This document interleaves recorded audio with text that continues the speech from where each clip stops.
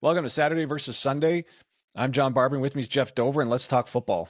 We got the 2025 schedule has been released for the NFL. We've got a lot of interesting thoughts on the strength of schedule and how it broke down by team. It's all based on the winning percentage of the teams you played last year. What are your initial thoughts? Based on the winning percentage of last year, isn't going to be truly indicative of how good any of these teams are this year. See, I thought it was pretty good because I don't anticipate a huge change in a lot of the teams in terms of like who is bad is now going to be good or vice versa. But so tell me, who do you think, who would be your best example of like? Okay, that's a good point. I expect the Patriots to be better. That was pretty much my number one in terms of being a change. So yes, I agree with that. And then you're right. That's that. Okay, so that's the one that jumped out at me that I think is for sure going to be better. But then the other thought is, are any of these teams going to be significantly worse? Like for instance, the Kansas City Chiefs were 15-2. Yeah, I highly doubt they're going 15-2 again. So that buoys up.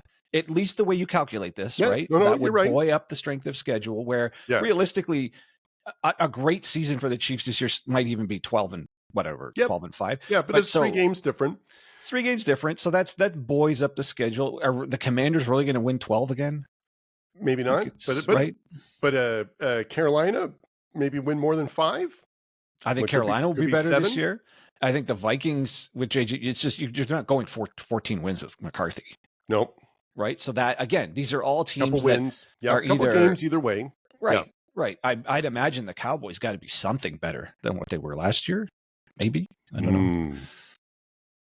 I mean, that's a tough division though, right? So like but anyway, so you're right. It's not, this is strength of the conversation we're having now is strength of schedule based on last year's winning percentage. So there is a caveat to that. Because it's last year's schedule win-loss percentage, right? Which is not going to be this year's. But I guess the other way to look at it, just to finish off this talk about, do we put any stock in these strength of schedule metrics? Yeah. Who do we think is going to be bang on what the Niners? They're going to be better. Yes. Yep. So they're bringing down the strength of schedule for a lot of these teams. I think the Saints are going to be just as bad. Yep. The Titans could, you know what? That's a wild card. If Ward works out, they could be, who knows? It could be as high as how Jaden Daniels turned out, or they could be just as bad. And they are like a lower mark on all of these teams' strength of schedule. The Jets, I don't expect much out of the Jets. I think the Colts might come in right around the same spot. Yep. Jacksonville's got to be better than what they were last year. No? Maybe. I don't know. That's the, like, I could see Houston doing better than they did last year and Indianapolis. So there's just fewer wins in that division available, I feel like. So Ward's going to have a learning effect. Like I didn't think Daniels would be as amazing as he was at the beginning of last year either, but like I really feel like Ward's going to need a bit of time, but we'll see. But it's possible. I mean, Stroud was good right out of the gates. Daniels was good, right? But obviously they're, I would say, more the exceptions to the rule. Yes. Right. So between Ward and McCarthy, which of the two do you think's got a better chance at like hitting something like I still don't want to say Jaden Daniels, but a winning record? How does that? Yeah. Between like the two or better. Yeah. I'm probably going to go with the McCarthy because he's had one more year in the system and it's a bit better team around him than what Ward's going to get. So I'll go with that. But also like has not played a snap in the NFL, you know, like, and he's coming off injury, like a pretty significant. So, you know, but it would be McCarthy by a nose, you know, in that scenario. So the other team I think should be better this year is the Raiders. So, again, they're bringing down a bunch of people's strength of schedule. We're weakening the strength of schedule, which I don't think will be representative of what they are this year. I'm guessing the Browns. Yeah, and that's also a tough division, right? Because it's Kansas City, Chargers, and Denver. Who I think the couple wins would come off Kansas City, but I could see the Chargers, Broncos being about the same, and maybe a couple wins for the Raiders. But it's the So anyway, in summary, we've come up with about 6 or 7 teams that I don't think. Their strength of schedule last year is not representative of how they truly affect the schedules this year. True. So saying that, I can't believe the Giants have the hardest schedule in the league. That's based on winning percentage. Like Well, that's because none of those teams we talked about really affect them. They're in tough. And yes. it's just because of the crossovers, like the way the schedule's set, each division plays a specific division in their conference and another one in the other conference. And it's just how it falls on the cycle. And that's why the Niners schedule is so easy. They just draw one of the weaker divisions this year. That's just all that it is. Yeah, I mean, that's a part of it. I mean, also part of it for the Giants is that they play 2 games against the Eagles, Commanders, and Cowboys, and Eagles and Commanders are going to be good, and Cowboys are probably going to be better than 7-10. So like right. that's also part of it, and I don't know how much they have done to really improve the 3-14 team. Like we talked about it, like they're going to have a new QB, right? Yeah. They've improved on some parts, but like that's just really going to be tough. Oh yeah, it's tough. There's no other way around. There's no other way to say that. They just got the short end of the stick here, and the Niners got the long end of the stick. Well, and that's a great next point, right? Because the Niners having the win percentage, the easiest schedule. Did you see what the win percentage was? It was 120 to 169. It was the record of the teams they're playing, which is crazy. Mm-hmm. But I think they have a real potential. So I think this is why I'm wearing the shirt today, because the Niners underperformed last year. They had a lot of injury concerns. I'm not scared by Seattle and Arizona, really. Rams are going to be good, but they were just 10-7 last year. But I think they could be a couple games better than that. But there's games to be had in that division, like wins to be had. Yep. So between that schedule, who they draw out of division, and considering who's in there, I think they've got a great chance to be a lot better this year. Yeah, I agree. Now if we're going to talk about t-shirts, the reason I'm wearing the Vikings shirt is to remind you guys this is an actual team in the United States. Now they get shafted with, or maybe not shafted, but they get stuck with 2 back-to-back games in Europe. So that's crazy. I guess if anyone has to do 2, at least you're somewhat adjusted by the second game. And that's actually a benefit for you in the second game versus the first game where you and the other team are probably equally jet lagged. So the jet lag, there's no jet lag benefit for either team. And you could make the argument different time zones, like it's a different travel if from Minnesota to, I don't even know who they're playing in that first game, but it's kind of a drop in the bucket. Once you cross the ocean, it's rough. Like it's just rough. There's no other way around that. When do they go? Is it like Tuesday? Like when do you travel for that? That's a good question. I think I don't know that that's set in stone. I think the teams are slowly sorting it out, and I'm sure they collaborate with each other. I think didn't the Jaguars do back-to-back in Europe last year? Remember. Yeah, I think so. I mean, but that's either way, you're right. It's way better to go back-to-back weeks and just stay over there for sure. Yeah. Than having to do twice in a season. And we were talking about that off air, is that they actually have, scientific studies have looked at this. There was one that was in Australia, looking at Australian rules football. And when you travel like more than 2 time zones, like this is overall the winning percentage is less than if you didn't. Yeah. And there's pretty robust data for that. And that's factoring in who you're playing. Like if you always travel 2 time zones to play a crappier division, like that would affect it obviously and stuff. But so factoring in the competition, and it's just the travel makes it worse. It does. And which is why, back in the day, like in the really old time when the Jets weren't as good as they were now, and you'd have to bus the places and stuff, it was a real difference for, home field advantage. But that's, going to Europe is like recreating that long haul bus trip for your AAA team to whatever they're doing. Yeah. And as far as distances traveled, it's more the time zone that affects a team versus just distance. But if the distance is within the same time zone, so if you're just traveling north-south, but you travel, I guess in the United States, you can't travel more than maybe 1,500 miles north-south, and then you can't get that far. But that doesn't affect people anywhere near as much as like Jacksonville, New York flight is only still like less than 3 hours, and it's probably the same for San Diego, Seattle, right? It would be like 3 hours. Right. But if you just went, and you're staying in the same time zone, but if you traveled 3 hours east or west, you could cross 2 time zones. That's going to mess you up more than just going north south. Absolutely. So when you look at, I pulled up some who has the most travel this year. The Chargers at 37,000 miles, the Rams at 34,000. It feels like a lot of miles. The Seahawks at That's September to 31,000. January, right? Like well, it's partly because of the teams that they draw. So they're drawing a bunch of teams on the East Coast. Just the games that they happen to be the NFC West has got to play a bunch of games on the East. So it's reasonable that the Rams and the Seahawks are in this list. Jaguars are up at 29,000 miles. So it's, and then the Niners, right? 27,000. Yeah, that's still almost 10,000 less than 10,000 less miles. That's 37,000 miles is a lot for like a traveling salesman. Like where the like that's. Well, it's a lot. It's a lot. They're in for it this year. And again, that many miles, a lot of that's crossing time zones. That's the Chargers can't be putting all those miles in staying in West Coast time. So that's rough. But then on the other side. And we've become somewhat of a Bengals pod. The Bengals for the entire season only travel 8,700 miles. Wow, 8,700 versus 37,000. Oh, that's a big difference. I know, right? I saw a funny map of this, and it's just this little starburst, and they just kind of just stay in this little. And you know what? I think their furthest trip might be Dallas, which is technically against a team considered the East. Yeah. Right. Dallas is in the end. It's so right. Anyway, so I think Dallas is their furthest trip, or maybe Houston. I don't know. They play a game. I think they don't go very far at all. So they're going to they'll be the most rested team, I guess, over time. The travel's just not going to beat them up the way the travel will beat up the Chargers this year. Wow. That's pretty good. That was I'm looking at the Chargers schedule. So it's at Raiders, not so bad. At New York, that's a haul. At Miami, that's a haul. At Nashville, at Florida, at Jaguars. So that's as far as you can get. 2 Florida trips. Oh man, that's tough. At Kansas City, at Cowboys, at Broncos, not so bad. And then at do Rams, they do an international or no?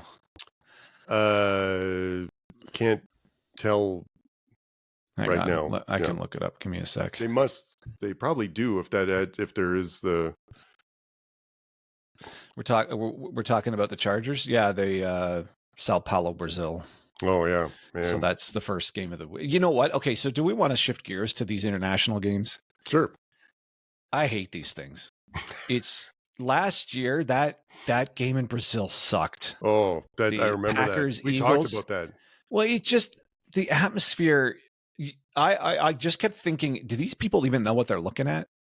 And is it the whistling? Like it's just the television. I guess if we're going to consider the NFL a television product, that's where all the money comes from, and I get that. That's why they're doing this, to expand the audience, to bring in more markets, to just generate more money. But at some point they have to recognize, this is not working in that place. Like the crowd doesn't respond. The television product it's just quiet, or they're whistling, or they're just, they don't even seem to cheer at the right moments. Sometimes it's like, wait a minute. Normally the crowd would be cheering because they saw something on the field that's cheer worthy, however you say it. But it's like offset a little bit. And the whole thing just didn't look great. And apparently the field was atrocious. So hopefully they've got the field sorted out here. The last thing you want to do is send 2 premier franchises down there and have somebody bust up an ankle because the field was poorly maintained. Absolutely. That's just, I get growing markets. I don't get why this particular market is being tapped. I know the population is enormous down there, but I don't know. That one I don't like. I didn't like it last year. My bias is it's going to be a poor TV experience again this year. Yeah, and as a fan watching it, the environment makes a difference. So the first time I noticed that was when I watched the hockey game at Tampa instead of Toronto, right? So back then, this was before Tampa won anything, and they weren't really that good essentially back then. And as a fan watching it, it felt really different. Like there would be a guy that gets crushed on the boards and the ref's hand immediately goes up and everyone's cheering. And I'm like, what the hell's wrong with you guys? That's a penalty. But they didn't know to look for that. Like they were just cheering the hit. Right. So, and then they're like 2-minute penalty for Tampa and they're like, what? And then people started booing. And I'm like, that would, whereas in Montreal or Toronto, like as soon as the arm goes up, they just shower them with boos. Like when if it's their team, if it's the home team drew the penalty, then you cheer. And that again, when we went to see a game early on in the Carolina Hurricanes, franchise. Same thing. Mhm. People were shouting "shoot the puck" when they were at their Yeah. own blue line. I'm like, well, Yes. no, they're gonna get that's a dump in from here, No, right? So it's just like, oh, it's off a bit, right? Yeah. So That's what I take from your watching it on TV.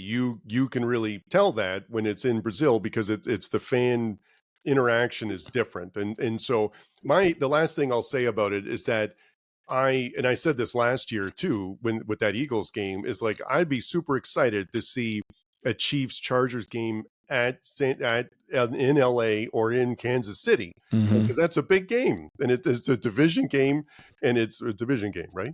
Yeah, and it's the division game, and so that's important. Like, and that'd be really great to see that, and it does take away from it being in a neutral site in an international thing where so we've got 7 here. Is it 7? 1, 2, 3, 4, 5, 6, 7 international games. That's taking away 7 games from true NFL fans. Let me say it another way around. From NFL fans in the United States, and handing it to NFL fans in other countries. If you're not a fan of the NFL, why would you go to one of these games? So at what point does that, like, I would be furious if I was a Vikings season ticket holder. I'm like, what do? You just took 2 games away from us in one season?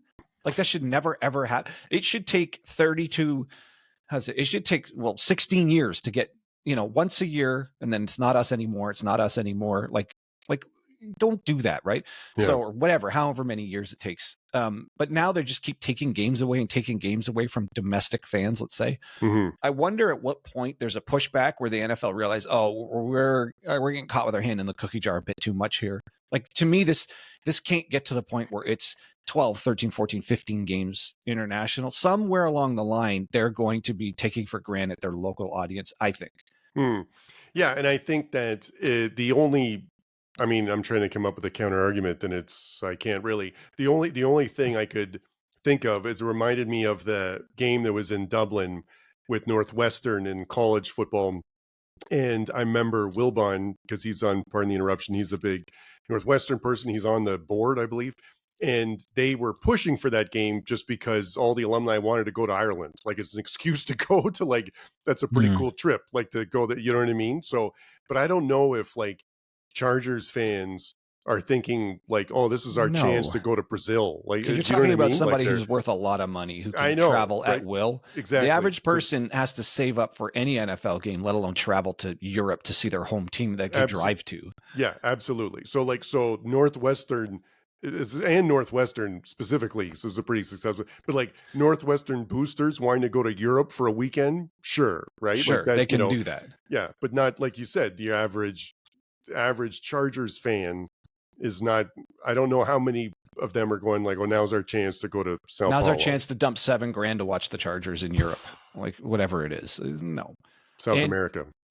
Oh, that, whatever. Yeah, right. Or any of these teams in Europe, right, in South America. Geography is not a prerequisite for the No, it's not for this pod. Not for this pod. Anyways, I don't like these things. I hope they hit some sort of limit. If the NFL is just a license to print money already, I don't think it. I mean, I know what they're doing. They're just trying to expand the markets. I get it, but at some point, there's got to be an equilibrium here where they. I don't know. Maybe not. Maybe people are just going to watch no matter what, and there's. I can't. Do you think there's a limit here? Do you think they can go all the way to having a team in Europe? I mean, I think I'm assuming the NFL has good data on this. I'm assuming that when a game is played in Europe or in an international location, that the subsequent downloads or subscription services or something goes up. Like, I'm assuming they have that, because otherwise they wouldn't do this. So and I don't. People I don't domestically, know, but they would need to drop off in droves and stop watching games for it to put a dent in the data for them to realize, we've gone too far. And I think because as you started before, it's a TV product, and then those games are like at 9 a.m. or whatever. Yeah, so it's on the untapped window. On the Sunday, it's now you got instead of a 1, 4, and 8, you've got a 9, 1, 4 on Eastern, 9 Eastern, 1 Eastern, 4 Eastern, 8 Eastern. Right. So over here, no one's getting up at 6 a.m. to watch that. There you go. Right. But there's markets 2 or 3 times bigger on the East Coast than the West Coast. So is it? Oh yeah. Yeah, we run it pretty big over here. Yeah. So then other thoughts about the comments about the strength of schedule part. I'll just point out that the third easiest schedule and the fifth easiest is the Patriots and the Panthers, are the two teams we thought could be a bit better this year. So Yeah. playing a bit worse teams, and so that's another good good sign for them to have maybe good seasons coming up. And then same thing in the the other way is we had the Lions is like the third hardest and the Commanders is eighth hardest. Like they're hard to replicate the success they had last year, and going to be playing a bit of a tough schedule. So maybe that's where a couple of those wins are going to come from there too. So well, I mean, the NFL's got as many checks and balances as possible to try to maintain parity and try to avoid generating dynasties, even though it seems to generate dynasties constantly. Because the one thing, all of this scheduling and the way the draft works, you can't overcome like 1 in a million talent. And when they roll in all the number one draft picks and all this schedule, rejigging, none of it's going to change if you've got the single best player. You just can't overcome it. But at least you have to have all of these things in place to avoid making it even worse. Like this nonsense that's happening in the NBA with the lottery. Oh, like why?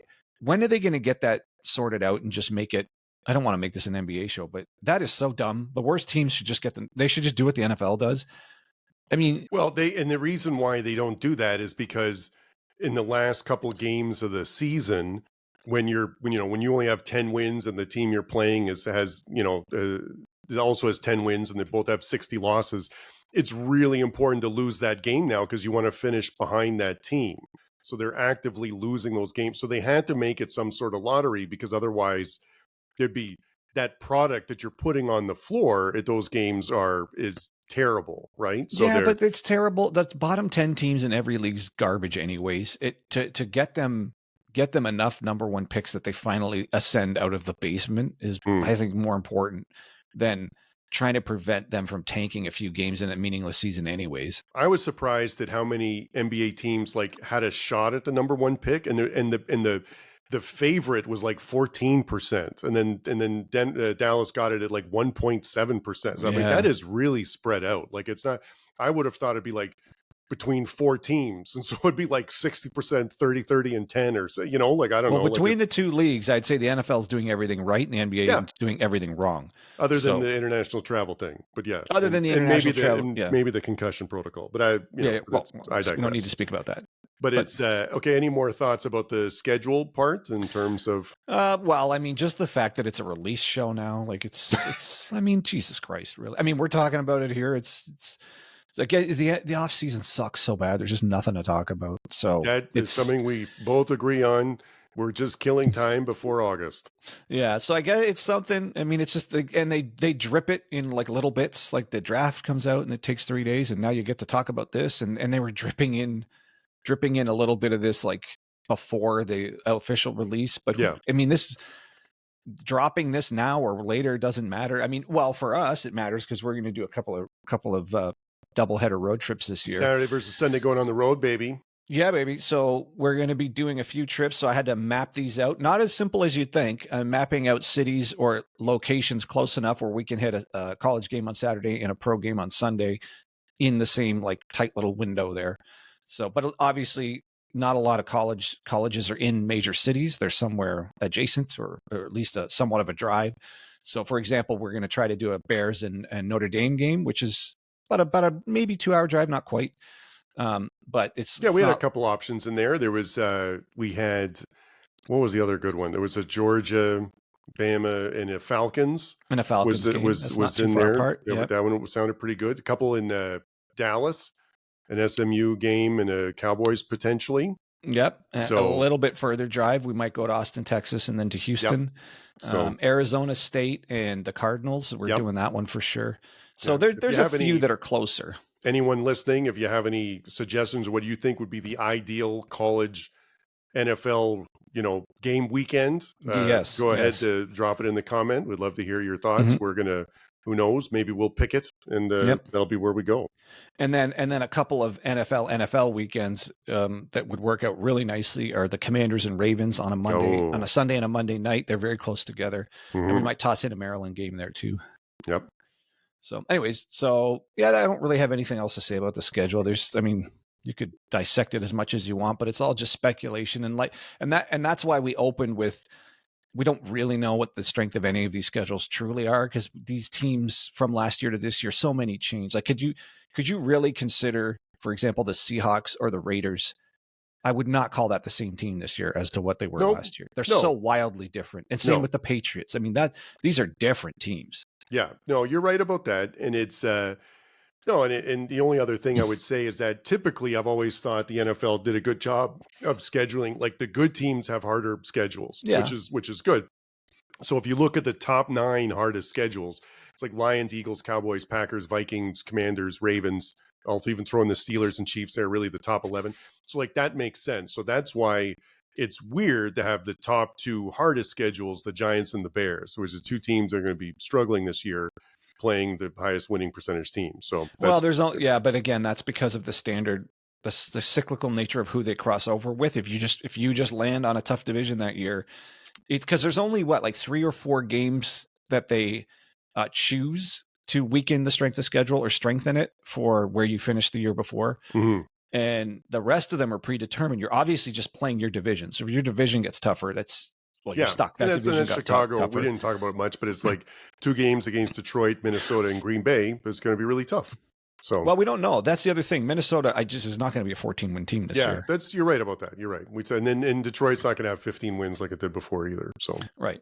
So, anyways, I think it's actually less of a range than it looks like here. The worst schedule is actually not as bad as it looks, and the easiest schedule is probably not as easy as it looks. No, and then you're right. And the final take home is that it's the off season sucks, but seeing the schedule gives us hope for the fall. Yep. All right. I think that's a good place to leave it. Perfect. Right, so for Geoff Dover, I'm Jon Barban, and that's your Saturday versus Sunday podcast.